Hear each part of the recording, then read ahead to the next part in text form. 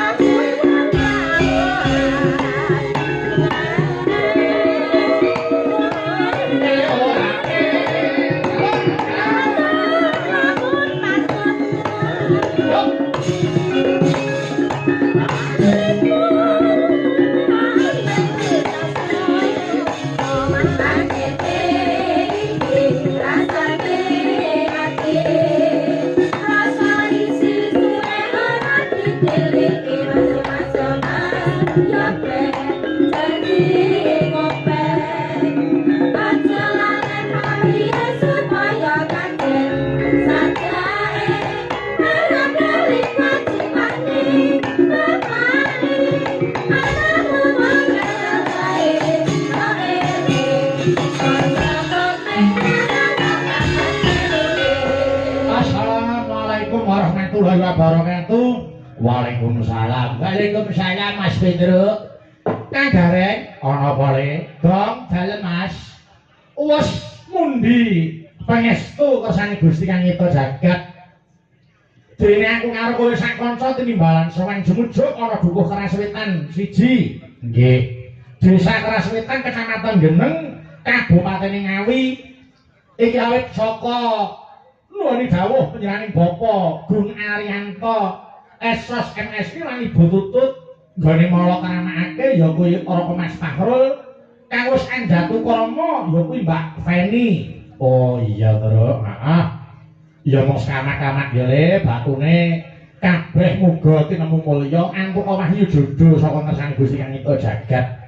Sing dianti-anti iki mung dongane para pamriksa sing parang lenggah Tru. Aku karo kowe iki mung dadi sarana kanggo lek-lekan derek apa kuwi tirakatan. Sakwise mengkono durungane para tamu sing disuwun pamriye ya kuwi Mas Fahrul lan Mbak Feni entuk wahyu jodho saka ngersane Gusti Kang Nyipta Jagat nganti kaki nini ora bisa ana kang misahake. Iya bener. Nggih, Gong. Kowe karo aku sane melu ndonga.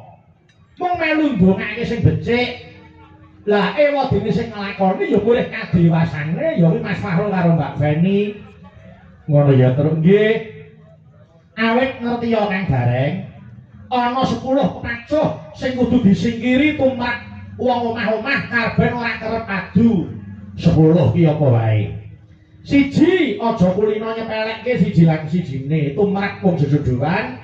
Kudu kajen kinajenan, kudu ngregani kabecikan sing ditindakake dening pasangane. Nggih. Angka 2 aja gedhekke sujana sing tanpa panaliti. Aja gampang dakwa sing tanpa bukti, nek yen ana buktine ya kudu dirembuk sing kanthi sareh lan wicaksana. Paribasan kedung jero kena dijajaki, jerone ngati sapa sing ngira. Terus sing nomor 3 apa Mas Pedro? Sing nomor 3 aja gampang nyalahke. Tegese aja golek salahe, ning golek ana benere. Ora ana manungsa kok sampurna. Nggih. Sing kaping 4 aja sungkan lan aja kewuh. Wong jejodhoan kuwi raga loro jiwa siji. Mula rasane aja kewuh. Leres. Sing nomor 5 apa, Mas? Sing nomor 5 kudu sing apa anane. Lahir batin kudu padha. Yen iya ya ya yen ora ya ora. Nggih. Kaping 6 aja gampang muring. Samubareng sareh aja gampang nesu. Dadi wong omah-omah ki ra kena nesen ya, Tru. Kekerepen ya ora apik. Ngono. Heeh. Apa nek nganti sing lanang lunga kuwi aja nganti. Iya. Balik tak betah ning omah turu. Ora betah krungu swara turu, mlebu kamar kunci turu. Wis ora usah ngrungokke apa-apa. Nek kepro trimo ditampa atine. Kuwi dienggo mawas diri. Ah, ya ora. Heeh. Terus nomor 6 apa, Nduk? Kuwi mau aja gampang muring. Nomor 7 ya kuwi aja langisan. Oh, heeh. Kabeh sing ngati kudu dilairake kanthi tulus, aja nganti malah nuwuhke masalah anyar. Sing nomor 8 kudu mudi kadewasan jiwa. Wong omah-omah kudu mundak dina, kudu mundak dewasane aja bocahi. Sing nomor 9 aja nyepelekke perkara. Perkara gedhe apa cilik wajib entuk kawigaten. Sing nomor 10 ya kuwi aja ana campur tangan saka wong liya. Kuwi sing ngadakani mbebayani. Ora saya rampung ning malah saya runyang kahanan rumah tangga yen dicampuri karo wong njaba. Mergo wong rumah tangga ibarate kaya duwe negara dhewe. Wong liya negara ora kena melu-melu. Oh, ngono. Heeh. Kejaba nek jaluki tulung wae mawa winates ora kena apa kuwi terus sak penake dhewe. Oh iya, matur nuwun Truk dene wis ngelingi aku karo Bagong ing bab perkara kabeh ora kerep padudon wong omah-omah. Nggih, mula kokean gunem tanpa guna. Ayo, iki ngaturi bintang tamune Mas Yuda. Ah, diaturi pinarak kene. Petuk walang kekek. Walang kekek. Monggo yo, walang kekek.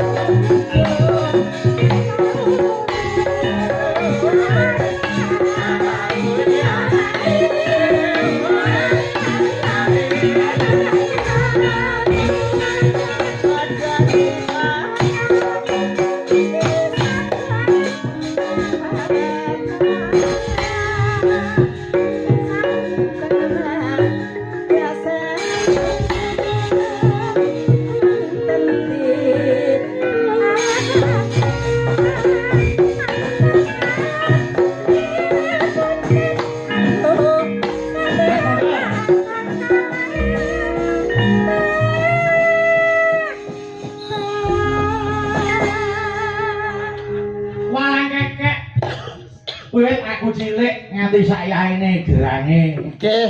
Niku sing kepenak dirungokke. Wah, kuno ning mirasa. Yang diajak ngobrol ke depan, yang tidak di belakang. Sopan-sopane wong ngoten niku. Kono-kono. Sumingkir saka papan kene ayo Mandura. Mandura. Walang kekek wiwit kula niku ngendangi Ibu Hajah Waljinah. Nggih. Kita ratu walang kekek kira-kira aku kelas 1 SD ya. Kula itu jatah ngendani Ibu Waljinah walang kekek nganti saya keten lho Cak Yuda. Saestu wah. kuna ning mirasa. Niku padha kalih para pamirsa Kabupaten Ngawi. Wiwit kula ndereke bapak nganti sayahene pecinta wayang Kabupaten Ngawi ora bakal luntur ning malah sangsaya subur Allahumma. Amin. Amin amin. Kabukten. Lho, iki wis jam pira sing kepareng mirsani sing jenjem lenggah sawetara isih ana sing ngancani awake dhewe. Hebat. Ayo mesti no.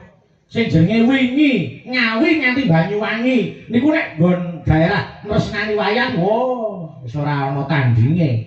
Utaminipun mapan wonten ing Kabupaten Ngawi. Menika saestu maindhik dumateng wayang kulit. Nggih. Ora mung ngemongke nggon guyon, nggon lagon, tapi nggon lakon niku nggih digatekne saestu. Oh, estu.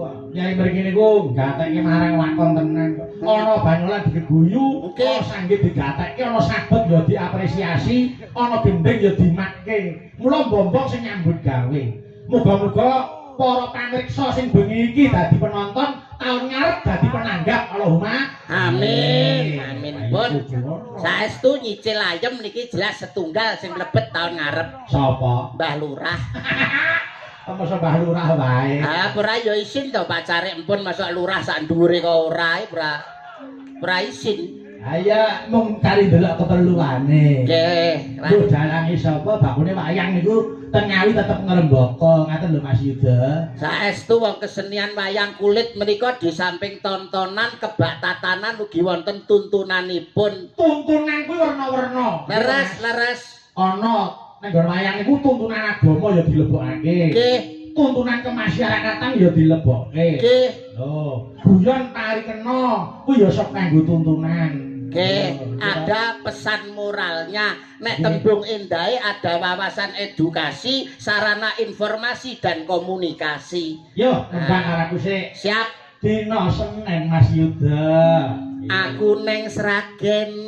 Mlaku Karo tuku duren. ana wong wedak. Kok lungguh ijen. Terus bareng tak cedhaki sirahku dituthuk gandeng. Peta pengen mesti pengen. Pengen. Lah dijak apa ora? Lah kono arep melu apa? Melu apa ora? Nah aku no siap ae karek kono piye. Mbak, bisa. Dijak ya film. Ya arek kono lah. Bisa tenang.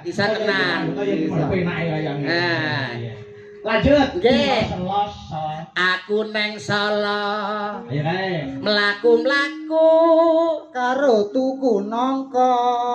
enek cah wedok Rambute dawa. bareng tak cedhaki. Gombale mukiya. Alah lah dindong tak dong ning to cang to di tak done to cang to di tak done to cang to di ndak ditung. Apa iso bedake wong wedok karo gombal? Ah peteng mati lampu. Panci bengi kok ya. Panci bengi. Sampe diure ora tau keramas nek kaya gombal. Dina Rebu. Ayo dah. Aku neng Solo. Mlaku-mlaku Karo tuku bakso. ana cah wedok ndol Klambine ijo. bareng tak cedhaki. Aku dikroyok coro.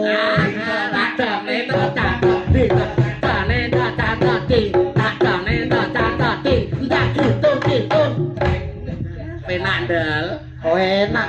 Dina Kemis Mas Yuda. Aku neng Inggris mlaku-mlaku ndel Karo tuku lapis. ana cah wedok Ireng manis. bareng tak cedhaki. Kirek didik. Alah.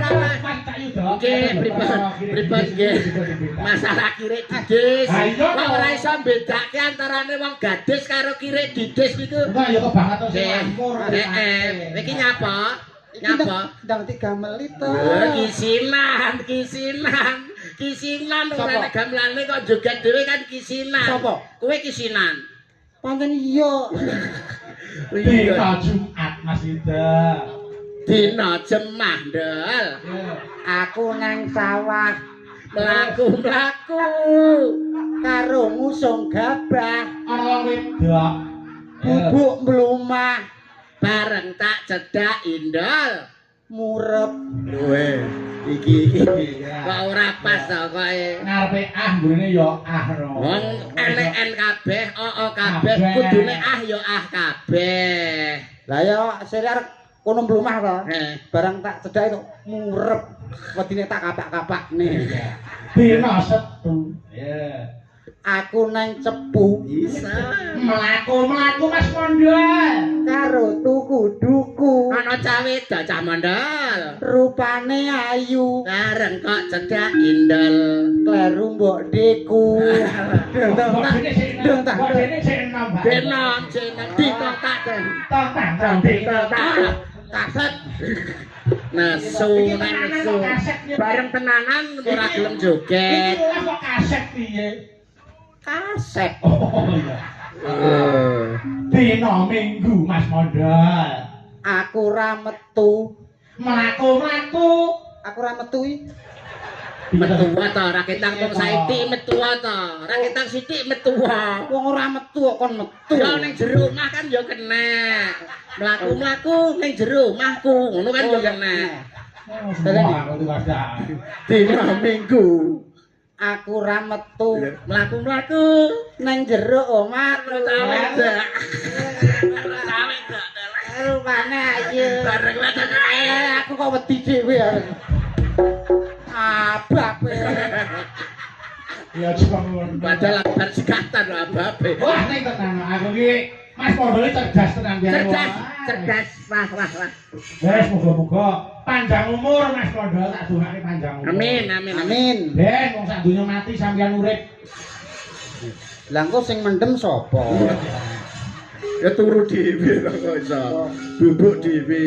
Ya, iki ujube tirakatan. Saestu. Kalih tasakuran jare Kyai Jawa niku laku sing ngampuh niku siji melek, loro sabar. Nggih to, artine sabar, ana sing olo-olo ya ora digawe lara, ana sing alembono ya terus ora dadi hubungan. Nggih. Karo tirakat wong sing sregep betah melek kuwi bakale akeh ganjarane.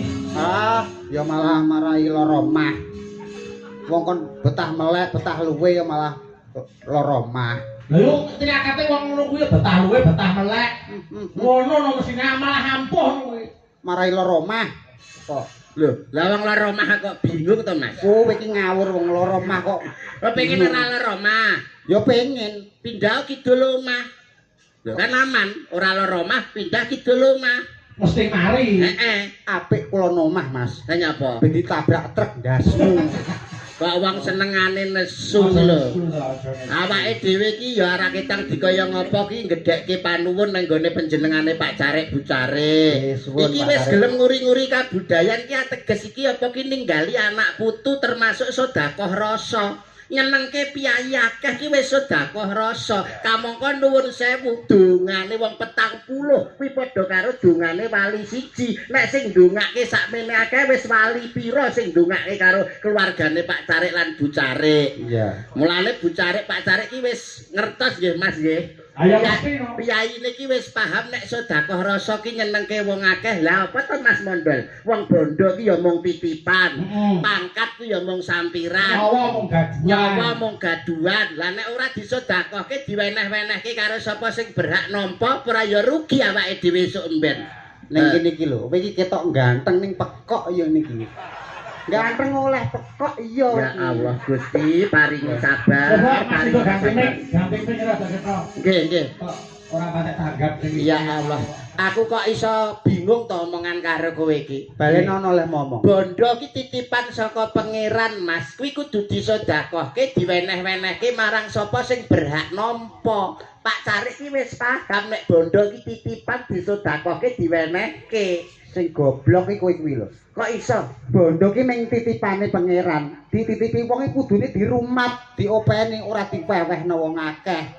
Dadi nek sak wayah-wayah Gusti Allah takon, "Do, bondo sing tak wehne kowe ke mbok endi?" Pun kula wewehno wong akeh. Hayo ijoli. Arep ijoli nganggo apa?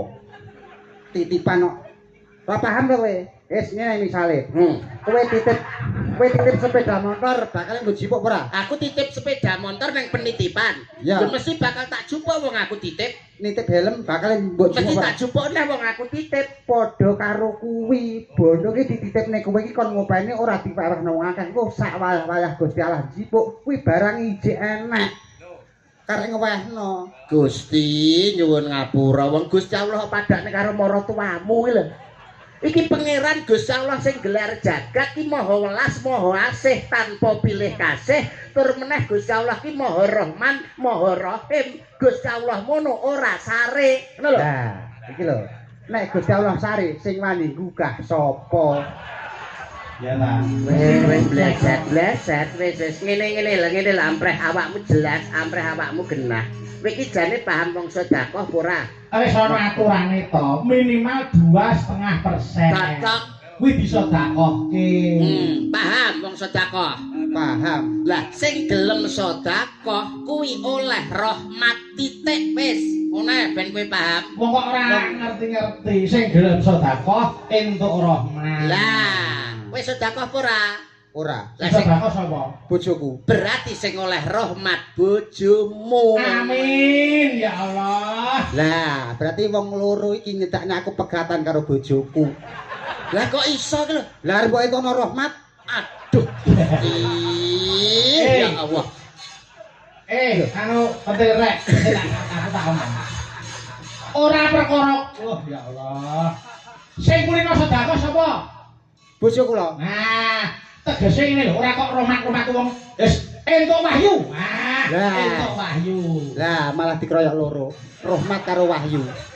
Oleh nugraha. Ya malah telu. Widodo. Ya malah papat. Slamet. Limo geleput bojoku, Mas. Bojo dikeroyok 5. Bacaan bojomu ngono lho iki kok iso. Tegese Tegese rahmat iki paham rahmat ora? Yo paham. Rahmat sapa? Rahmat bakul mie ayam. Aduh. dudu kuwi. Rahmat ki welas asihe pangeran sing diturunke ning gone para umat para titah kuwi jenenge rahmat dul. Panggit rahmat bakul mie ayam. Wong nek Ora contoh kaya panjenengan sing kagungan kersa Kak Gunaryanto niki. nggih Pak Cari. Pak Cari. Wong iki nek kulino sedekah uripe saya bakal.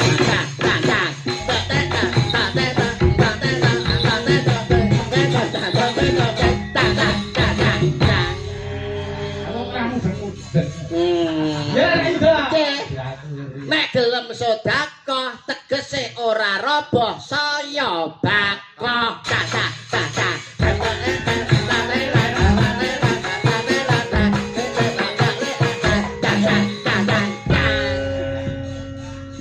Nek wis wong gelem sedekah uripe sansaya bakal. Amin. Kuwi sing patut digoleki. Nggih.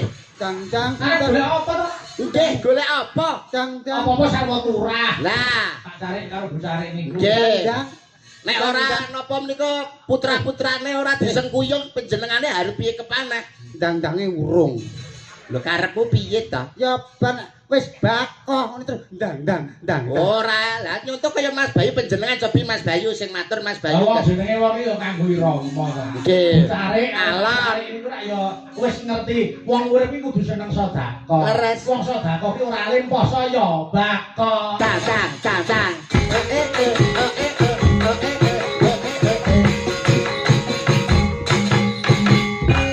Pancen leres dawuh panjenengan Mas Bayu, wong sedekah menika marai becik, marai apik, awit ana tetembungan becik ketitik ala ketara. Cang.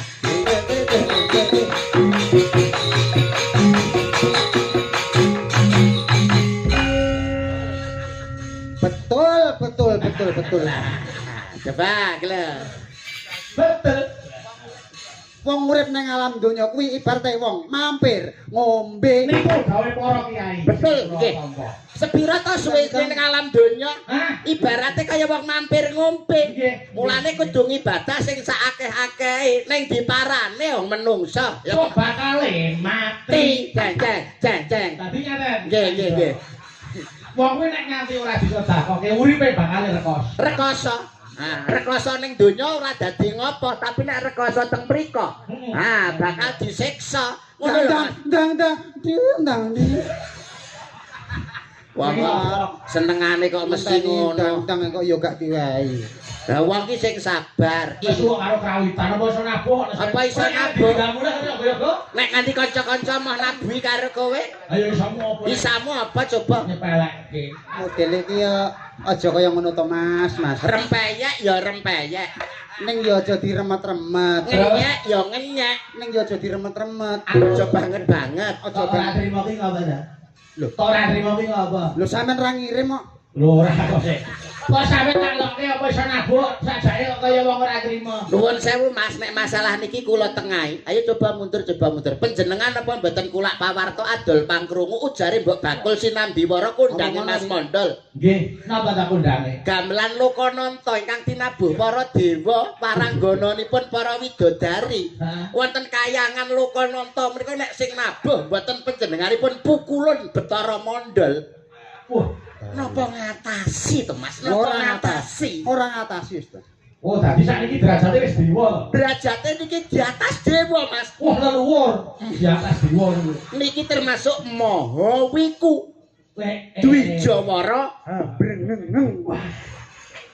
Ada. Iya. Lah nek primet kanca-kanca ya apa? Kanca-kanca ya apa? Niru tok isone. Ora iso berkreasi dhewe. Tidak bisa menciptakan Kreativitas cipta rasa karsa ya to Mas Mondol. Iya ya ae. Iya. Iya, aja nganggo yake, ku tak ndo meneh. Heh. Iya. Ku tak bisa pelekke. Oh, tadi Pelek. saya iki ngerti tabuhan, iso nabuh. Lho. Jenenge sapa? Isa. Ion. Nek sing biasane nek arep monggo katuran dumateng Bapak Lurah jengkar saking Sasana Palenggan terus tuduk kae ngono sih. kendange piye tuduk Gendok. kuwi apa Mas kuwi Kuwi Matraman. Matraman iki jarak Jakarta kono. Matraman iki ndok daerah. Mataraman Oh, wis diganti wong krungu pian Matraman. sing biasane monggo katuran tuduk Tuling gendok. Isa Lho. Mungkin dari kira. Wah, wina ra Pak Cep ra iso. Nggih. hebat. Cara tabuhan liyane apa ya paham kowe? Kok takono sing angel sisan Iki jenenge apa, Mas? Iki ngono jenenge kenong. Oh, jenenge kenong. Ya iso muni. Iso muni. Ampre muni. Dituthuk. Paham, Mas, paham. Sing gandul kae apa? Kae sing gandul-gandul. Kayak kempal. Kempul. Heeh. Kempul. Ya iso muni. Bisa. Isone muni. Dituthuk. Suarane. Paham. Lah kuwi sing loro kiwa tengen kuwi. Kuwi kendang. Ya iso muni. Iso muni. Ampre muni. Dikeplak. Suarane. Dung tak deng. Bisa. Kendang maneng kaya. Lah kae Mas, gedhi kae jejer-jejer kae apa Mas jenenge? Demang. Tembung ya iso muni. Iso muni. Ampre muni. Ya dituthuk. Suarane Mas. Ning nong. Tiang lho wis. Lah sing jejer-jejer songo ki apa Mas? Kae ngono kae onde. Sinden. Ora sinden apa takono. Ya iso muni. Iso muni. Ampre muni. Ya dituthuk. Suarane. Aduh. Malah gila. Ya wis saiki marang gonone dionekke. Yo nekke. Tutuken. Marang gonone tutuken. Disepati aku sing duduk kowe sing ngendang ya. Ya. Dadi kanane kanca-kanca Ayo kendang. coba kendange saiki nganggo tutuk Mas Mondol. Alah kok tutuk to Mas Dang congor menapa? Kok halus Ora ya apik cocot to. Ya ora. Sing ngentong Mas Dudok, sing ngendang Mas Mondol. Nyuwun tulung kanca-kanca kalih dibantu Kanca-kanca pendemung, penyaron, dibantu nggih. Tolong dibantu ya. Tolong dibantu ya. Ya, prak. Jadi apa ayo? Kayak kaya Pak Tarman. Tarno. Tarman. Ayo. Wis siap ya Mas Mondol, wis siap. Ayo. Tuduk. Tuling gendak. Gong. Piye ta? Piye? Mangun pul. Kempul ngun. Piye? Piye? Wis tulis gendak, piye? Gong. Oh iya. Oh, iya. Abanono to, abanono. Nggih, tuling ngendak. Gong. Ya, Iku itu. sare cari okan. Siap ya Ayo. Mas Dadang. Ayo. Tedok, tedok, tuling gendak. Taduk. Gong. Gongon. Gongon. Lu tak matem. Ngopo dibalang telek iki? Oh Sinta. Patah. Wong ngerti nek mustaqim kok ya. Paham. Bos kuliah. Iya. Ya. Taduk, ketaduk, taduk. Mbak Niken.